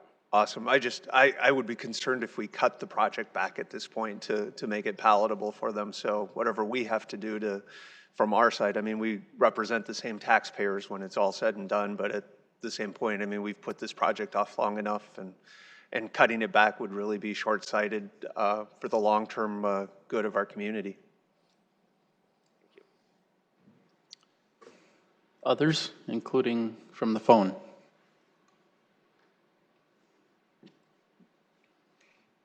Not hearing anything. We'll have to get some better breakdowns of numbers, but so for the refinance only, savings of $7.5 to $8 million. So there's enough of an interest rate difference simply by just refinancing. There's that big of a savings with the current bonds? Some of that, yes, and cash flow savings. So it's cash flow and interest savings within that time period, but primarily interest savings. When you say cash flow, is that changing the yearly payment? Not necessarily. I would say cash flow probably applies more to the repayment if we repaid the bonds as opposed to refinance them. Okay. And then I assume bonds may work. You can structure them in a lot of different ways, but you know, if you just take a mortgage, you have an amortization schedule, and obviously on the front end, you're paying a lot more interest, but if in year 29 to 30 of the mortgage, very little is going into interest, and there'd be a diminishing return to potentially paying it off earlier. Does that apply here with these current bonds, or is it a level? How are those structured? For the refinanced one, or for the? For the ones we're proposing to either refinance or pay off. For the ones that are refinancing, so you have one that pays off in 2023, so you're not going to see a significant interest reduction for that particular one. Where you'd see your greatest savings is more likely the one that pays off in 2029, because it has, and that one has kind of a staggered repayment. So there was tax exempt portion and there was a taxable portion to that. So right now, the primary portion of that amortization is being pushed toward the tax exempt portion, which pays off in the next 3 years. And then on the outlying years, it had higher debt service payments for that particular bond. And so that's where you're going to see a lot of your interest savings happens to be with that particular one. Okay, and obviously, so part of this is also just the cash flow it frees up for other projects besides just the interest rate savings. If we go with the pay off the existing debt, I think it was mentioned it'd be a level repayment, so for example, it would be just round numbers, let's say $2 million a year the whole way through rather than graduating up. Right, so originally when we were looking at this, where we either weren't refinancing or we were refinancing and we took out a new bond to make it fit within the capital program, it had lower payments in the first 5 years and then more aggressive payments in the remaining 15 years. If we're able to repay the existing debt, it does give us an opportunity to increase the payments on the new debt earlier on, and that's going to reduce our interest costs over the long term of the loan, so you're able to pay more principal down earlier in the debt repayment schedule. And the 7 to 8 million, when I say cash flow savings, that isn't in part what we had programmed into the capital program. So when I say cash flow savings, it's the interest reductions, but also we had a certain amount of debt programmed in, and that's going to be saved as a result of the restructuring. Okay. And as we talk about this when we're talking about the funds, I'm a big fan of paying things off, but as with anything, sometimes it actually may behoove you to go in a different direction partially. So there's certain projects that we have that we're trying to figure out how we're going to fund. And so we got to figure out how we balance that. So, okay, very good. Thank you. You bet. Next up is item 2D, planning, by the Director of Planning and Development Services, Jeff Eckhoff. Welcome. Welcome. Good afternoon, Council. Good to see you.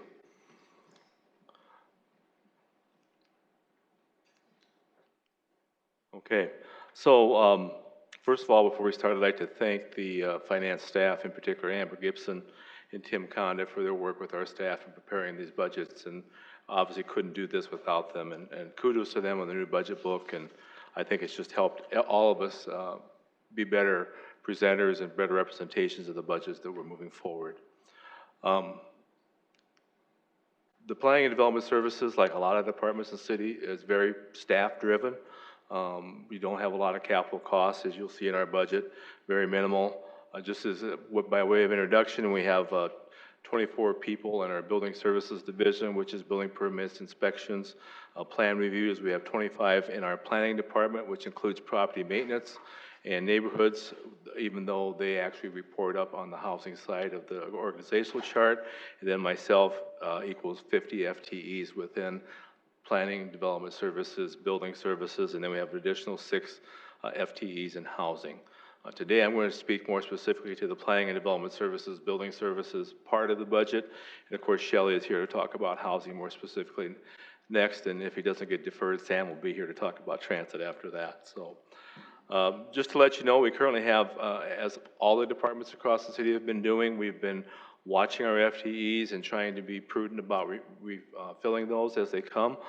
Right now, we are starting to refill some of those. We are currently interviewing for a housing development specialist. It's a position that's been vacant for almost a year or 9 months or so, and that position is being interviewed. We are just posting now for a permit tech. We're getting the process. We just started that the other day. And then we have a housing planning coordinator that we're just leaving vacant for right now. And we have 2 retirements coming up. Russ Sorensen, our 30 years retiring. His last day is Friday. I had lunch with him today, and it's because I couldn't get the smile off his face. So that was a lot of fun. Then we have another retirement in housing happening in October. Just to give you the overall flavor, and again, I'll get into specifics in a little bit, but our combined budget between the three budgets that you'll see today, the Planning and Development Services, Housing and Transit, is $35.7 million. And of course, there's some pass-throughs and some different things within that, but as you work your way around that pie chart, the $7 million represents the operational side of Planning and Development Services. We have development partners such as the Development Foundation, Downtown Sioux Falls, Southeast Tech is another $1.7 million that flows through our budget. We have the bid and the downtown or the bid business improvement district lodging tax. We have that programmed in at $3.3 million based on past performance and past trends. Obviously, that amount will be lower this year with COVID and the decrease in travel and hotel night stays. But that really is just a placeholder for spending authority. So whatever comes in goes out, and obviously that'll be probably more than we need. But we talked about, do you try to guess what that's going to be? We just left it where it is, knowing we have plenty of spending authority and full notice that we won't use all that money. The TIF funds flow through our department. That's $3.6 million. Those, of course, are much more predictable. They're on an amortization schedule. They're based on property taxes, which we've seen have not declined. And so we anticipate that being pretty true to form. And then, as Shelley will tell you later, there's 6.4 in housing, and then Sam will talk about the $13 million in transit. And of course, transit is a much more capital intensive. And there's some CARES Act money to buy some buses this year that Sam will talk about when we get to that, when he gets to that portion. Just want to talk a little bit about the services that we have. We believe we are probably one of the highest interface with the public because of the amount of traffic that comes into City Center, to the front desk. We have inspectors, we have property maintenance, we have people out in the field all day long interacting with the public. And we have what I feel is a lot of boards and commissions that we're responsible for, which of course is another avenue for people to interact with us and have their voices heard. We have 11 boards and commissions within our department. Planning Commission, Board of Adjustment, probably well known to this group, obviously. The new Accessible Housing Advisory Board, PTAB, the Public Transit Advisory Board is in our department. The Visual Arts Commission, the Board of Historic Preservation. There's a naming committee for when there's sponsorships at the pavilion, those types of places. And I know Councilor Starr is very involved with that right now, so we look at some of those ordinances. And then each of our trades, the building, and the MEP all have a Board of Appeals. So if something's denied in a building process, they can appeal that. So that is, and then there's services that are across there. I think it's sometimes people think of us as just planning, building permits and planning and zoning, and I just wanted to point out the additional things that we do, from the arts to the historic preservation, floodplain management, some other things that are involved with that. And of course, we have housing and transit up there as well. 2019 was a good year. It wasn't a record year from a building permit valuation standpoint, but it was a very good year. We were within, I think, $15 million of a record. It was like our 4th year in a row with over $700 million in building permit valuation. A couple BHAGs that we worked on. We had a BHAG of 90% customer satisfaction. We hit 96%, and then COVID hit, and we haven't been able to continue that process, but it was at 96%. Very proud of that, worked very hard on that, and kudos particularly to our permit tech team that mans the front counter. We went through a lean office, and we talked about that last year's budget presentation. We went through a lean office process this year, and we were effectively able to cut our building permit turnaround time in half. At one point, we were up to 6 to 8 weeks. We're now 2 to 3 weeks. The only downside of it is before we got into the busy season to really test our new system, our new arrangement, of course, COVID hit. And so that's had an effect on the commercial side. We are still seeing the same amount of permits, inspection requests, because of the strong housing market. So permits, number of building permits, not valuation, number of inspection requests, and are all pretty much on par with last year. We're like 10 homes within the number of single-family homes we built last year. Last year, we saw big increases. We had a 62% increase in platting, 9% increase in acres rezoned, 20% increase in annexation. This year, one of the things I'd like to point out is that when COVID hit, we were able to pivot easily and almost within a day or two into a much more robust online system. We've always had online ability through customer or CSS, but when the buildings were closed down and when they were forced to go through it, we saw from March to April a 61% increase in CSS users, and by an increase of over 1,700 new users that we've been managing. We had 2,700 inspection requests increase of using by requesting inspections through CSS.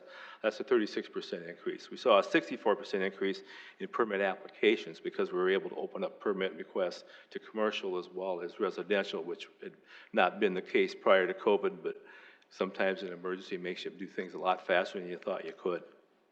Just as an update, and I know you guys probably watched these numbers, we are down about 20% in building permit valuation this year, which equates to about $50 million.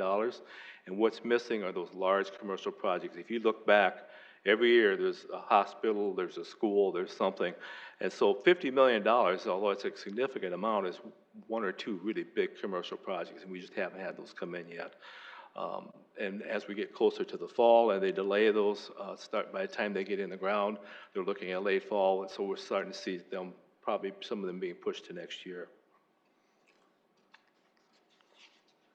Just as a general overview, again, of the budget of the planning and development side, there you'll see the $7 million in operations that we'll talk about in just a second in more detail. But I want to talk a bit quickly about the development partnerships, the 1.7, Downtown Sioux Falls, Forward Sioux Falls, CCOG, the Sioux Falls Development Foundation, STI, and the USD Discovery District, all included in that $1.6 million. And then in the bid in Logitech, the bid is about 3.1. Pardon me, it's 3.3. The vast majority of that is with the with the CVB or the Experience Sioux Falls. And again, that fund will be a lot less this year, obviously because of COVID. And then with TIFs, that are not on this chart but run through our budget, that's $3.6 million worth of pass-through. We have 11 active TIFs right now. That's not including Sioux Steel, which of course they are delayed, and of course they haven't pulled the trigger on that. So not counting that, we have 11 active TIFs. We were able to retire one last year with the Charapa Place one. So now into the meat and potatoes. The short story is it's a 1.3% increase in operating. It's $151,000 in change, with the vast majority of that in wages, both in step and cost of living benefits. There's a few other things we're looking at. There's a $6,000 increase in property liability fund, which is our self-insurance that's spread across all the departments. Our share of that increase is $6,000. We have an increase in the technology rental charges, as Sean explained last week, as they switched to that fund. We had an increase to that, but that's offset later on in supplies and materials by a $12,500 decrease in software that will now be charged to that fund. So it doesn't totally take away from the $28,000, but it does offset, so there'll be a net increase of $15,500 there. We have a decrease. We're finding we're not, we've looked hard at our fleet usage and our mileage and our corresponding repairs. We have $11,000 decrease in fleet rental based on actual usage, accompanying that a $10,500 decrease in repairs, again, based on actual. The supplies and materials, you see the decrease in software that we talked about just a second ago. We are asking for a $2,000 increase in what we call uniforms or logo wear. We have inspectors in the field every day. We have property maintenance people in the field every day. We have zoning compliance and code compliance people in the field every day. And we really haven't provided much to them for logo wear, ways to identify themselves in the field. And so it is part, obviously, it's a culture thing. I think people like having the logo wear provided a piece to them or two a year, but it's also a way to help them identify themselves when they're out in the field dealing with the public. We have decreased training education, $4,000 based on our actual rate of usage in the past. Obviously, this year will probably be even less with the COVID, and there's lots of trainings that have been canceled. I do want people to know that we do have an emphasis, a renewed emphasis than last year in training and professional development, and so we expect that to go up as we push people towards certifications and additional training. And for example, in our inspectors, Butch is pushing hard to have all those people become certified in their respective fields, as well as plan reviewers. And so we will see that increase over time. But based on actual and based on where we are this year with COVID, we have decreased that by $4,000. And finally, we've increased increased utilities by a little over $9,000. We are going to convert our building all of inspectors over to smartphones. Believe it or not, a lot of them still use flip phones.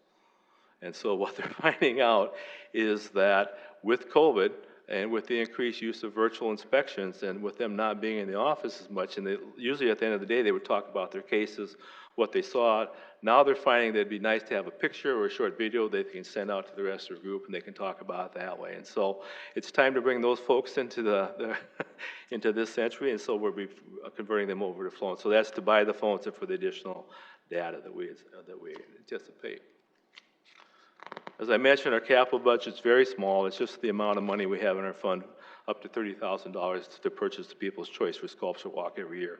We do that at actual cost. If the cost exceeds the $30,000, all the artists sign waivers at the front saying if they're chosen for the People's Choice, they will, even if their sculpture is valued at $80,000, they will accept the amount that we have, and they all sign off on that. So that's the $30,000 that we have in our capital cost. With that, I'll be glad to take any questions. If they're really hard questions, I have to bias back there, so. All right. Okay. Thank you, Director. Councilor Erickson. Thank you. When I was on the council, previously when I started, obviously Mike Cooper was in your role, and every single budget year I asked him the same question. So you get to experience that as well. The EnroGov, maybe I'm saying it wrong, EnerGov, whatever it's called, okay. Over the years, they've been making changes to it, and every year we hope to get it all electronic. Boy, we hope we're almost there, and then we're not. So my question is are we there? Is everything electronic to where there were just a few things still lagging as far as building permits, as far as utilizing that technology. So I'm curious if we're there. Yes. We are. So that was one of the things that happened with COVID when we shut down. One of the big pieces is that we were not able to have commercial permits submitted online. And so we did a quick workaround, and then we've since improved that because there were some glitches with that. But yes, we're at this point, when we were shut down for whatever the period of time that was, we were able to do building permits, we were able to do, yes, we were able to do everything online. That will maintain as we move forward Yes, then? Okay. absolutely. So then my other thing, you had mentioned virtual inspection. Is that something new that you guys are doing? I mean, is that because of COVID that I need my basement inspected, and so I get on my smartphone and I put them on video, and then we go through my basement? Or talk to me a little bit about that. So you're right, it came from COVID, we learned the lesson. So what we'll do, we do it with contractors. And they love it because if there's a correction, they don't have to make a second trip. So they just call up, they say, hey, I'm done. They say, okay, then the inspector's on the other line, take your phone and video this, show us that, show us this from this different angle. And if they're able to, they can sign off on it that way, and the inspection's done, the contractor's done, they don't have to make a second trip. But we do it with contractors when they're on site. And we're getting the word out to them, they call, and then we set the inspection. Is it only for the contractors, or is it for homeowners as well if I finish my basement or whatever? I mean, I can see the benefit to all, but I certainly... At this time, just for contractors. And that makes sense. I get it, unless you're a licensed contractor, Yes. because... We had that discussion with homeowners and just the fact that it's harder for them to understand what it is we're looking for sometimes. Right.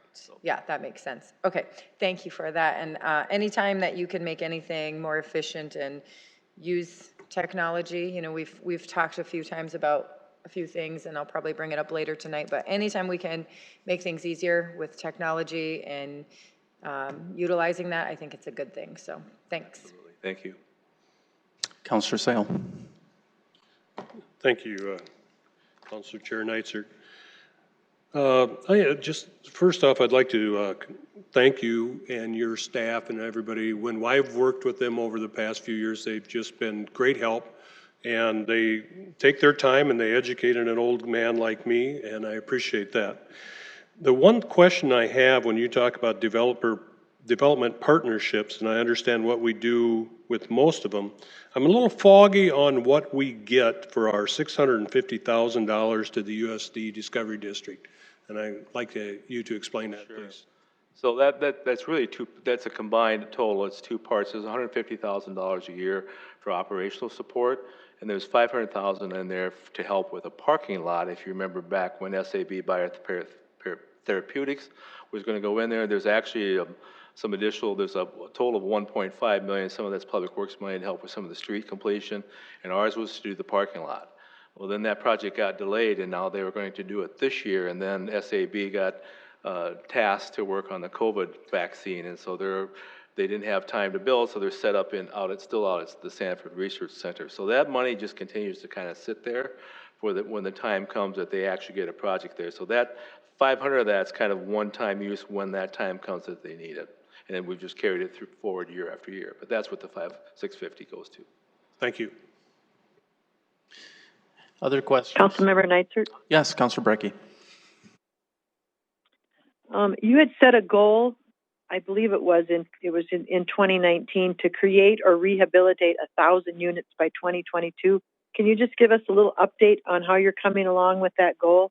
I think we've got some items on the agenda tonight that might be actually kind of apply to that situation, but if you could just give us an update, I'd appreciate it. I could do that. One or two things. I could do that. What I would do is ask Shelley to come forward and give you an update on that, or she can certainly do that within her presentation, whatever your preference is, Counselor. Well, why don't we just let Shelley do it? Is she presenting today or is she presenting later? She's next. Since she's next. Okay, yeah, we'll just wait, because she's the expert in that area. Sure, we'll just have her do it. Thank you. Yeah, thank you. Seeing no other questions, my one question is, this is a tough year, so I could understand why it may not make it back in, but facade easement. What kind of discussions have occurred with facade easement, and would you intend to bring it back? It is a valuable program. So the discussion we had on that was that for the most part, the properties along Phillips that were going to use that had used it. and we saw a decreased request for that in the end. So we sunsetted it last year, but we've had a lot of discussion about resurrecting that, for example, along 8th Street or different areas that we want to target for redevelopment, or bringing some similar program in based to help those different areas that we're targeting to develop. And that's Pettigrew, for example, and that's as far as we've gotten with it. But we haven't forgotten about it. We realize what important, the ability for us to get money and capital into developers' hands or builders' hands or store owners' hands up front to help them defer some of those costs as they're getting ready to start or redo their business is incredibly important from their cash flow and their success. So we understand that that's valuable, and we've had discussions, but we do not have anything planned at this time. And then remind me and tell me as well if this is better directed to Shelley. Neighborhood grant programs? Yes. So, and I need to get an email out to you. So we've made our round of awards, and they're ranging from safety issues to beautification to, and we did not have the demand this year that we had last year. A lot of that was COVID related, of course, but there's still some trees and some different things. We're participating in the Whittier Park and the lighting project of Heritage Park. And so some of those things we are participating in. And thank you for that reminder. I will get an email out to all of you letting you know where the grants went this year. That would be great. And then road diets, obviously a lot of that would be public works, but I would imagine part of that would be in your purview. Are you engaged in the discussions? It looks like a Dakota Avenue road diet? Yes, we continue to work with Public Works on those types of things and have those discussions. I know we've been in discussions with Public Works with regard to Minnesota Avenue and some of the other opportunities for streetscaping and that type of thing, yes. And then, of course, there will be some additional streetscaping on 8th Street this year next to the Rail Yard Flats project that we're involved with, too. Yeah, Main Avenue's been really transformative, and Dakota Avenue is really screaming for a road diet. I think it would really, really be good. And even actually in front of the block or two in front of City Center, the bump outs has really been a nice traffic calmer and helped with pedestrians. So it's really shown what you can do with some investment there. So, I do want to be maybe the first on record to wish Russ a good retirement. I have to send him a message. He is such a good, positive person, and he's always been so helpful and so excited to tell you about any of his programs. So it's been very good. So. Yeah, no, he's just a joy to have around. We're going to miss him a lot. Okay, very good. Thank you. Thank you. Next is housing by our housing manager, Shelley Unruh. Good afternoon. Good afternoon, City Council members. Shelley Unruh, Housing. Happy to be here to present our budget today. So the first thing that I want to talk to you about is our COVID response. It's hard to talk about our budget for 2021 without realizing how housing was impacted and how we responded to COVID in this budget year. So the first thing that we responded quite strongly to was support of the One Sioux Falls Fund, where we contributed $250,000 from the housing budget to respond to making sure that at the beginning and the height of this pandemic that people were able to remain safely in their homes. So just to give you a quick overview of the impact that we've been able to make through the One Sioux Falls Fund, we have provided our first round of rent to over 2,900 residents, 772 second rounds of rent.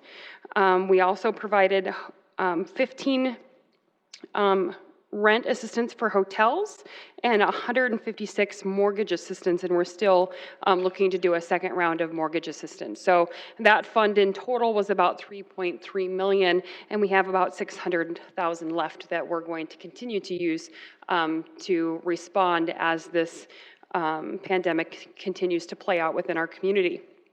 Also, in response to COVID, we helped with the vulnerable populations team out of the EOC and responding to making sure that we are able to maintain a good census within our shelters and to be able to decompress those shelters so that we didn't have a hot spot of COVID in there. So As response to that, we helped to stand up the Recovery Center and applied for additional funding from the state to operate the Recovery Center. We had about 49 people stay and isolate within the Recovery Center, helping to take some of that pressure off of both of our homeless shelters and to be able to prevent a hot spot from happening there. We continue to monitor the need of both of our shelters and are on weekly calls with them to ensure that we are keeping safe numbers and are being able to decompress those shelters when we need to and moving those folks out. So part of our recovery response, the initial plan for the Recovery Center was actually to overtake the Bishop Dudley Hospitality House building. And that plan changed mid-cycle and we ended up occupying a different facility. So because of that, we have reserved some of that ESG funding to provide them some of COVID response support because they had additional unanticipated costs due to COVID as far as PPE, cleaning and sanitation to keep their guests safe. We also, as an entitlement community, received $603,000 from the CARES Act. Those funds are yet to be determined on how we're going to use them, but we're evaluating on what the current needs are to COVID. Those funds can be used in recovery of or in response to COVID. So we do have some potential plans that we're looking at potentially using those CARES Act funding for. There's a great quote that I pulled from the website if you go to the Development Foundation where we ran the One Sioux Falls Fund that I think perfectly describes how we responded in housing to the pandemic in the fact that we're all in this together.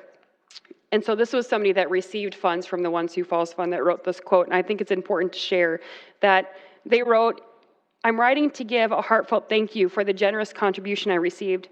As I try to find the words to express my deepest gratitude, I find tears instead. Tears of happiness and joy. Though times are tough, not just for myself, but for the countless others as well, I realize we're all in this together. Thank you for everything you've done and continue to do for others like myself during these unexpected times. You are appreciated." So what we found during the pandemic is that there was a lot of people that entered into the housing system that have never been into the housing system before. So the pandemic and the One Sioux Falls Fund really showed the glaring need for the housing clinic if it was not obvious before. So some of our focus for 2021 will continue to be moving towards standing up the housing clinic. And because we have the ability to use those COVID funds in response of, this is potentially a funding option for our CARES Act funding, is to help stand up that housing clinic. So this would be a single point of entry for folks that are need in housing services. This was definitely exemplified with the One Sioux Falls Fund, people being able to reach out to one source to access those services and get that response time fairly quickly, I feel, through the One Sioux Falls Fund. So we would be looking to again, create that single point of entry where people could go to that single source and get started along the help and service that they need. And important to that is being able to make sure that that system is networked. There's a lot of different organizations that provide housing services and support. They did come together during the pandemic time, but again, it's still a very difficult system to navigate, so it's important that we work towards getting those groups working and networked together so that when we do transfer somebody from the housing clinic, we can do it efficiently and quickly. And then that would also entail establishing and hiring that housing clinic coordinator, which we're looking at potentially this year or maybe next year. In addition, we want to be able to establish that online resource guide so that you can not only, if you're not able to come to the housing clinic, you can still get those services online. And we're looking to leverage potentially our rental registry as a way to provide additional support to folks. So when they go in, they enter their income online, they'll be able to see based off of their income what units they might be able to live in and identify them. And that will be all information that plays off our rental registry. So it will be positively encouraging renters or property owners to participate in our rental registry versus the way it's currently established now. The other thing that the housing clinic will do for us is that it will be a great I think, in a way, a research tool to help us steer the other half of our budget, which is the creation and preservation of housing, knowing where we need to focus those dollars depending on some of the need that we're seeing through the housing clinic.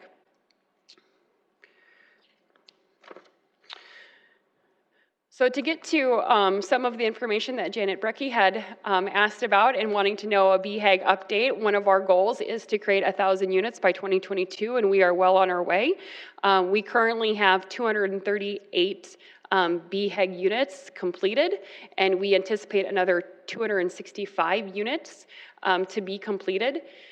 So you'll see that we have BHAG units versus our total units completed. So there are certain qualifiers that a property has to meet in order for it to be a BHAG for us. So if it's new construction, obviously that counts as BHAG. But when it comes to the preservation side, we run that unit through a test to see if it would actually qualify as a BHAG. So to qualify as a BHAG, it has to be a $15,000 investment or more that we're making in that property. It has to be at least one or more projects that we're making into that project. So for example, we may be replacing a roof and a furnace. Well, that might not be $15,000, but we're making a substantial enough impact in that home where it would count as preservation.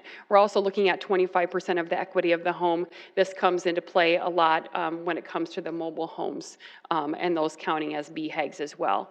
The other important thing that we track in addition to reaching that 1,000 unit goal is we're making sure that we're keeping a good mix as far as preservation to new. So you'll see that of the units that we've created, 47% of those are preserved and 53% of those are new. And then we also make sure that we're maintaining a good balance between multifamily and single family occupied. So we're at about 58% in the rental side and then 42% on single family.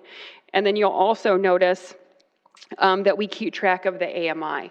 So the biggest impact that we're currently making is between that 30 to 80% of AMI is where our units are being created.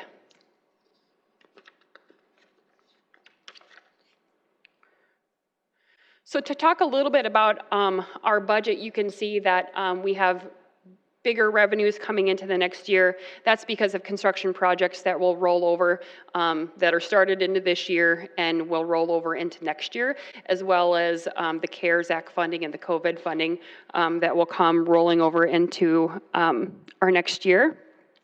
You'll see a decrease in program income, but that's based off the timing of some of our program income loans that we have. So we do loan out funds or have loaned out funds in the past for different projects, and those repay at different times throughout the year. We do have a $270,000 increase in our revitalization program. So one of the things that we have really seen over the last year is a need for additional rehab contractors. We struggle to get our rehab work done within a year, and it's because there's not enough contractors available to do that type of work. They can get plenty of work in the new construction side. So we're going to be partnering with Southeast Tech, the Home Builders Association, and potentially Affordable Housing Solutions to do a rehab project where rather than tear down a home and build new in its place like we've done in the past with our neighborhood revitalization program, we're actually going to rehab the home instead of tear it down. And then resell that for affordable housing. So the goal would be to work with Southeast Tech and have their construction program students do that rehab work so that we're teaching students rehab skills, we're getting them conditioned or at least familiar with working with the city of Sioux Falls and hopefully turning out a whole new crop of rehab contractors that will be interested in carrying on our work. We did get an additional funding from the state flex for our rental rehab program. And we're continuing to move our budget in the way of development. So we are really looking to position ourselves to be a good partner for both the for-profit and nonprofit development community, so that when projects come up, we are able to participate in projects like that. A great example would be one that we announced earlier this year, which is where we partnered with Habitat for Humanity for the acquisition of land and some engineering. So for $130,000, which you'll see that contract come before you tonight at City Council, we're able to create 26 units of twin homes. So this is in comparison to our traditional neighborhood revitalization program, where we may invest $230,000 into a neighborhood to tear down a home and build new.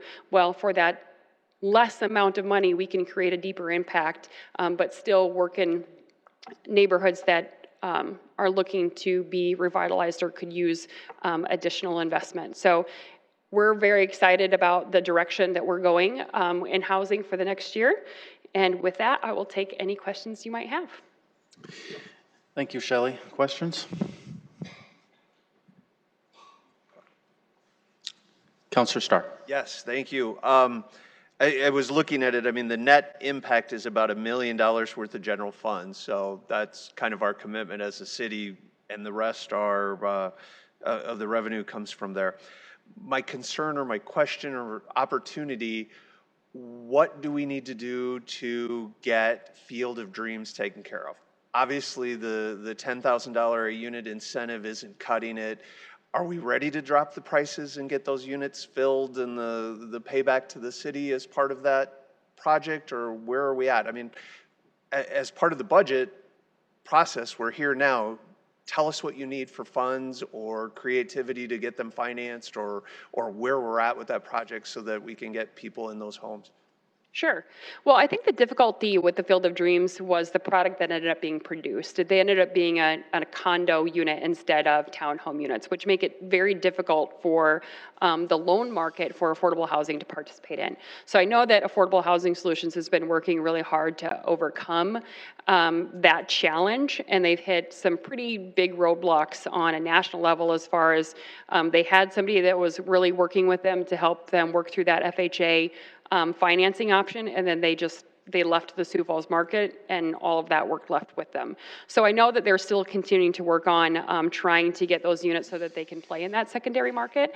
But in the interim, we're looking at different ways that we can sell off those units. So right now, they changed realtors.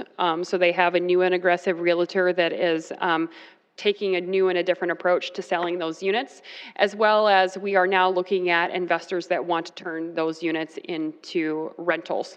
So we can do about half of that.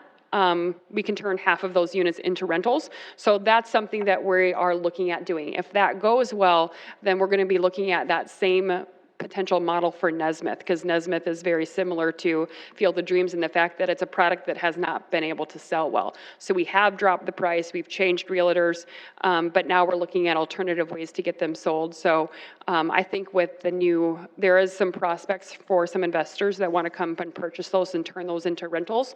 So we'll see how that goes with Field of Dreams, and that might be another potential for Nesmith as well. It's just that the holding costs continue to mount up, and we'd be better making the investment on the front end rather than waiting, coming back again next year. And we're several years. I think everyone's familiar with where the problems came into that project. So that's not what I'm trying to do. But as we massage the budget, I think we can have much more aggressive realtors, but we still have the same product to sell. And that we need to look at whatever we've got to do to incentivize, drop the price. I think it's on us as a city to make that happen. We were an equal partner in the project, and it's time to cut the losses and take the hit, because I think that's what slowed the project down, is none of the partners wanted to be the ones to take the hit. And I think ultimately it falls back on us as a city to do that. We're going to be the ones left holding the bag and getting it done, and avoiding the project isn't going to solve it. So find us a number that whatever we need to do to, whether it's loan guarantees or actual cash, or the $10,000 incentives didn't gather much attention at all. And so maybe that number needs to double or whatever we got to do. I think we'd be supportive as a council to get that project done and people in those houses, because it doesn't do the neighborhood any good and it doesn't do us as a community to leave them empty. So Agreed. Thank that's you. as much incentive as I can do. So Thank you. Others? Yeah, I am familiar with the backstory and how we got into the condo situation, but remind me, who actually owns that property right now? So Affordable Housing Solutions owns that property, and our investment, I believe, was $300,000 into that property. So the first position to be paid back is actually the financing bank, which would be First Premier, and then we're in the second position to get paid back. So with the sale of the units, they are getting closer to being able to pay off First Premier, and then we would be second. There is a second phase to that development, but at this time, we're not looking at making that second phase investment until we have a good idea of what that potential next phase would be, because the result of the first phase. Were we a silent second mortgage, if I remember? Was it $10,000 a unit, and then we recover it on the sale of each unit? Is that I believe more or less in the ballpark? that's how it's structured. I'm not 100% sure on that, so I can get you those details. And I do recall there was some threshold where so many units have to be owner occupied to be able to get conventional financing, so you can only rent out. Do you remember what that number is? Is it 50% or more? Or? I don't remember exactly what that number is. I want to say it was about half, but I'm not 100% sure, so I'd have to get back to you on that. And then I was going to mention, and I'm sure, I think there was no easy way out of this, but if going down the road of if somebody would buy it and just turn it into rentals, because I don't know if it's going to be easy to owner occupy, but. And that's that's the direction we're going now. So there are a couple investors that are looking to buy some of those units and turn them into rentals. So we have approved, part of them doing that is the city agreeing to have those units go into rentals, because that was not the original intent of the project. So because they've been sitting so long, we have agreed that as long as we can keep them at affordable housing, even on the rental side, that we're agreeable to that to get that project moving. So that's the direction that they're taking now. They have sold additional units. I don't remember exactly how many units that we are, but they have been making a lot more progress in the last couple of months. There are some that are sold and owned? Yes, there are. Yep. Is it like single digits or? I think that there's at least 3 that are sold and occupied, but I know that there's movement on some of the other ones. I think they're up to 8, but I didn't bring those numbers with me, so I apologize. Something less than 10 probably? Yes. Okay. And then this may have been a question for the director, but Project Nice and Keep, is that happening at all this year? I think we delayed it because of COVID. Sorry to jump off topic, but it just occurred to me. So Nice and Keep did get kind of postponed due to COVID, but there are plans for this fall for health, kind of looking at some different areas that we had identified for COVID, especially like Whittier. So I think we're going to do some kind of a combined health, property maintenance, zoning. We're going to do something in that neighborhood as far as like an assessment and kind of go through that neighborhood and see what we can do to try to help a little bit. But yeah, Nice and Keep just kind of got pushed off to the fall. Okay, very good. Thank you. Understandable. Good program, so hope to have it back, but we got to get through the COVID here. I don't think I have anything else. Anything from anyone else? Nope. That's it. Thank you. Thank you. Our last item today is Transit, which is going to be presented by Sam Trebilcock, our senior planner. Good afternoon. So our story, wanted to talk about a little bit today to kind of start out with. Typical year, we have about 850,000 annual ridership on the fixed route system. So that was last year. And on paratransit, it's 82,000, going back, fixed route's about 769,000. Overall, it's about 850,000 for the entire system. But I think some really good statistics kind of detail the story of what transit's about.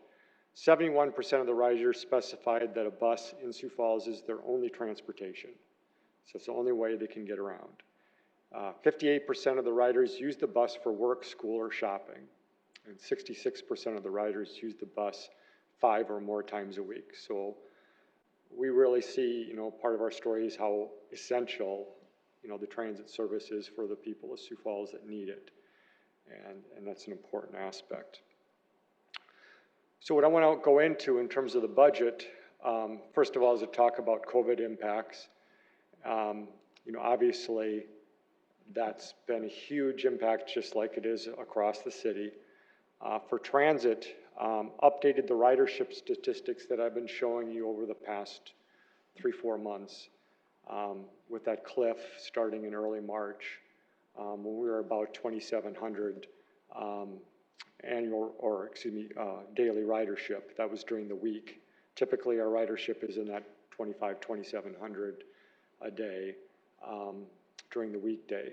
So during the weekday, it really came down in that early May time. Now, bringing back full ridership or full services, we're at about 1,500 daily ridership. So we've bounced back a little bit. Of course, we continue to look at mitigating measures to improve the safety of riding the bus.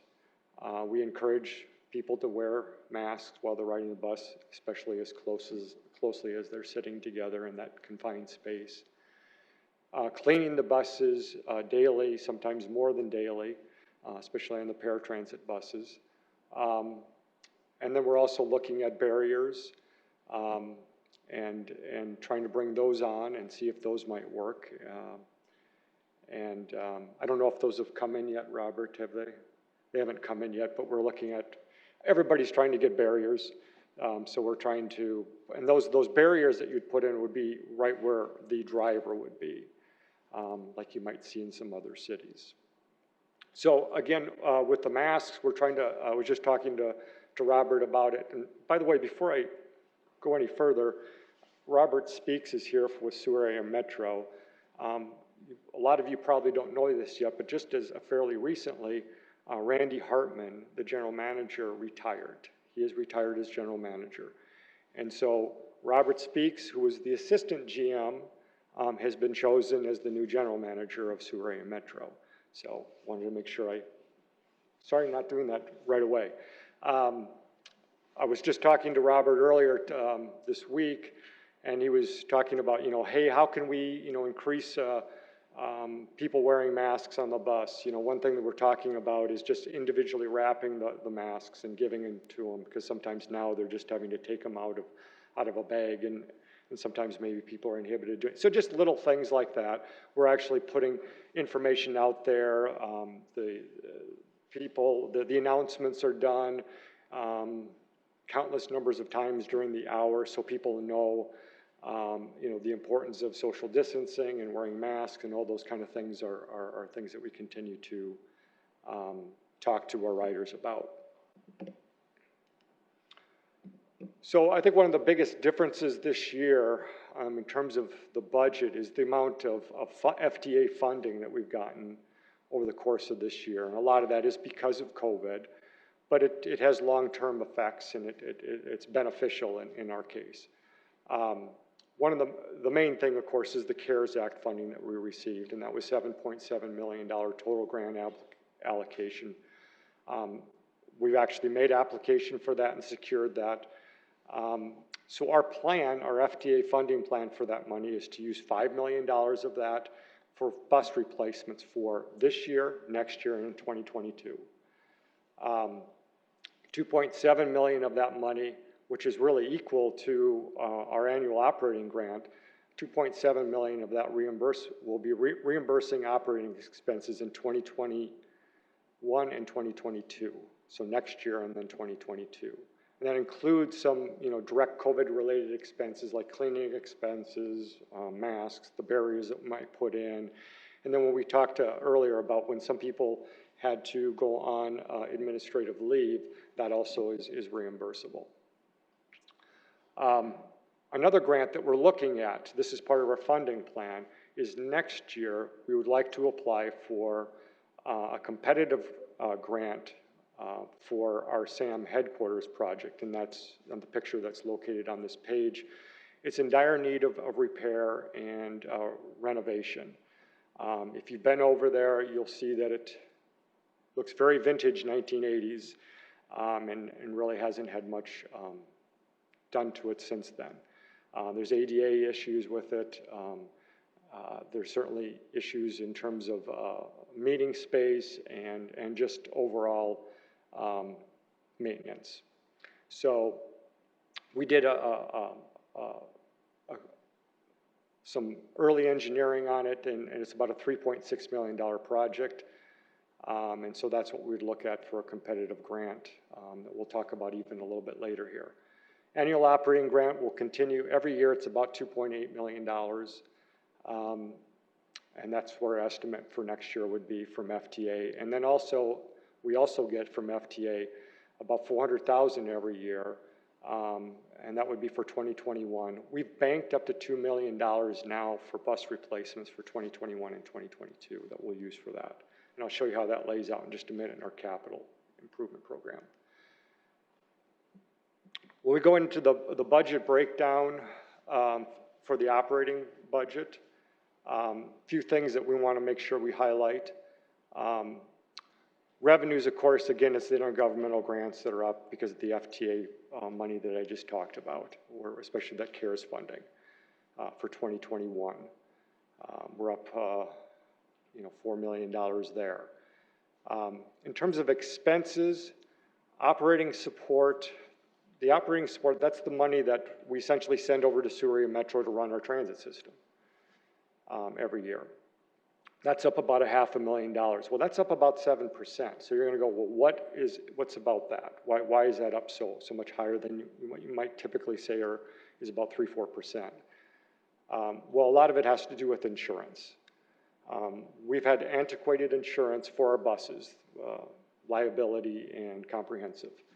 And so we're updating that, and the costs are going up significantly, especially in looking at adding comprehensive, which before was done in kind of a self-funding through First Transit that isn't available anymore. So that's, I think, an important note that's the reason that you see such a bump there. Program support, that's the money that you see. Most of that is the money that we provide to agencies so that they can provide transportation through CCTS. The reason that's down is it's not because we're providing less rides next year. It's the amount of money that we had budgeted. We couldn't find enough rides to make it beneficial for Sioux Area Metro in the future. So we're just reducing that amount. We're actually probably going to do the same. Well, we'll actually do more rides than we did 2 years ago, but this year we were planning to do more, but because of COVID, of course, they're not doing very many rides with Lifescape and Dakota Abilities. So then with rentals insurance, repair, maintenance, we're up about $258,000.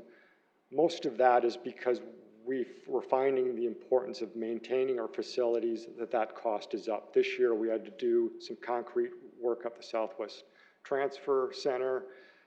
We had to find ways to make that budget work. We know that eventually that's going to burn us if we don't do it correctly and maintain our buildings and budget for that appropriately. So then capital is typically we're doing about anywhere from $2.5 to $3 million a year in capital. In this case, it's been 3.6 and 3.4 million in 2020 and 21 budgets. Our capital program, again, where sources are CARES Act, FTA capital grant, and local match for, so just 2021, we're doing 3.4 million. And then also looking at budgeting for that, a little bit of money to do engineering for the headquarters remodel. So that's what that 330,000 is in there for next year. So we'll apply for the grant next year. If we see us receiving it, then we'll do some engineering and utilize that funding to do that. So the equipment again is fixed route buses. We'll do 6 fixed route buses. We're going to start to do some bus shelter replacements. Very much needed. If you really go look closely at our bus shelters, they're in dire need of replacement. And we think there's maybe some different things we can do with bus shelters now to help with that maintenance. And then also a little bit for vans. There's 3 vans that are going to be replaced. So when we lay that out through the next 5 years, and how we're going to utilize and what the spending that we're going to be doing, CARES Act is going to, we're going to use $5 million to help us purchase 17 fixed route buses. And those fixed route buses are being procured this year, 2020, 2021, and 2022. Now, we probably won't receive those buses for 2 to 3 years right now. So these are 2009 buses that we're replacing. So they're usually 12-year buses, so we'll probably be quite a bit after the, especially the 2022 buses. So we do want to procure those as soon as we can. You can see the FTA competitive grant is for the SAM remodel project. We're looking at securing up to $2.6 million if possible. And then the FTA capital grant is going for fixed route buses.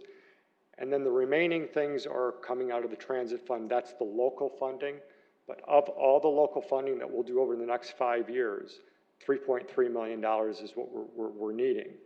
We're actually going to do $12.9 million. FTA is going to be providing the rest of that. So that's a pretty significant difference that we've seen recently. I don't know if that's going to last. Of course, we're not going to always see CARES Act funding, but it is something that's important to note. So transit fund sustainability, and that's kind of the next stage when I'll get to and talk about the transit fund. We have made progress there too. We still have significant needs in capital though. Up till 2030, we're going to need to purchase 21 paratransit buses. We're going to need to purchase beyond the 17. We're going to need to do total 26 fixed route buses we'll have to replace. And then also talking about the headquarters, garage renovation, and any other maintenance to our facilities. Where we've really made progress, I think, is on the paratransit and agency rides. And these 2 graphs kind of illustrate that. And that's what we've been doing with CCTS and the money, the program support money that we've been doing. So you see in 2014, we had about 130,000 agency rides, or excuse me, paratransit rides. So since we brought in CCTS, and that's in the orange, CCTS rides are in the orange. In 2019, we're down to that 82,000 paratransit rides. So what that's been able to get us by sharing those rides with CCTS is limited the number of drivers that we've needed. We're down to 25 paratransit drivers up where it was before at 35. And vehicles were down from 27 down to 21. So that's been a significant help in that area. And we continue to look at ways that we can improve that. And we do need to do that. And you'll see the reasons why for that in a minute when you look at our long-term transit fund. And I think there's things that we can do in trying to allocate where the funding should be utilized. Should it all be transportation funding, or should there also be other funding utilized? And that would be looking at doing something like a full cost allocation study. And also there's other options that we might want to start looking at, including what they call federal braiding, which is just brand new, but might give us the opportunity to utilize our federal funding that we use for transit for other match of other federal funding. So just to give you a little preview on that. So here's the transit fund. So last year we showed you the blue line. In blue, the blue line shows that transit fund going below zero, below that red line in 2022. So that obviously was a significant thing that we continue to try to work on. With the CARES Act funding, depending on a couple of different scenarios, we're out to 2026, 2027 now. So that gives us a little more time, especially with some of the things that we're working on, especially some of the implementation of the core team projects that I'll talk about in a second. The two different scenarios, one is if we were to gain the competitive grant that I talked about for the headquarters project, and one is if we didn't get it. So that's just basically the differences between the two. So I want to talk a little quickly about the transit core team. First of all, Allie and I are going to be back on your September 1 informational meeting to give you a final report on the transit core team project and what recommendations we have for some implementation items. One of those things you already know about, we've been talking about, and will be coming on its heels, and that's the on-demand pilot project. That pilot project, we're right now in negotiations with Pantonium to actually run that pilot. It's their software that would be part of that pilot. Actually, obviously, Surrey Metro continues to run the service, but Pantonium has the software for that. So what we'll do on Saturdays again, that's still the plan, on Saturdays this fall, is to look at a pilot project to see if we can run all on demand rather than the fixed route service with the fixed route buses, with the same staff, the same drivers, and see how that works. Does that give us some more flexibility? Does that give us the ability to maybe utilize less buses, especially in low demand periods like we see now? Gives us some more flexibility. So those are some of the things that we'll talk about when we come back. With that, I'll take any questions you have. Questions for Sam? Councillor Sale. Thank you. This is probably just slightly off the budget topic, but we have talked quite a bit since the pandemic started about your driver's staff. How many people have been there? How many were quarantined? And the whole transit system, how are you doing for drivers based on the number of rides that are down, the routes that you have? How are your driver staff holding up? Right now, it's been pretty good. You know, every so often, in fact, I was talking to Robert just this week that, you know, hey, we need to get somebody tested to see how that's, to see if they're in, otherwise they have to go into quarantine for a while if they're not tested and things like that. But so every so often that testing comes up, but really overall, right now they're holding up. I think it would be accurate to say really, really well. The hard part was when we were looking at a certain number of drivers being out because of age or, you know, pre-existing conditions, and we said, hey, we need to separate those out and let them sit for a while. That was starting to run ragged some of the rest of the staff, so that's when we came in and said, hey, we need to look at reduced services. But right now, we have all the staff there, or I think it's all the staff, or pretty much all the staff, yeah. So right now it's going pretty well. Yeah. Others?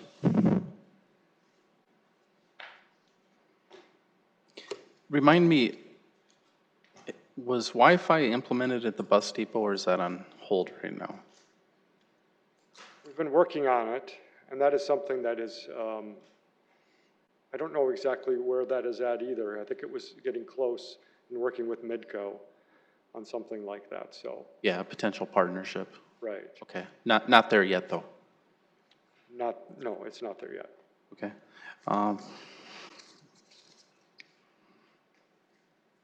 I'm glad to see you're moving forward with the pilot. I know obviously COVID threw a wrench in the plans, but that's going to be really important to keep the momentum with the team and see how it goes.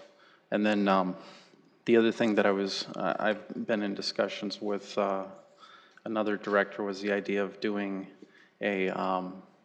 funding a consultant to come in and look at our transit system. And I don't know if you've had any discussion or thought about that. Well, you know, I think that's certainly a possibility. You know, it's been a little bit of time since we've done our transit plan. You want to update it every 5 to 7 years, and it's probably getting close to 5 years, and it might be a good time to look at it, you know, especially as we start to implement some core team projects, then we can start looking at, you know, bringing in somebody from outside to kind of get a clean, fresh look at our system.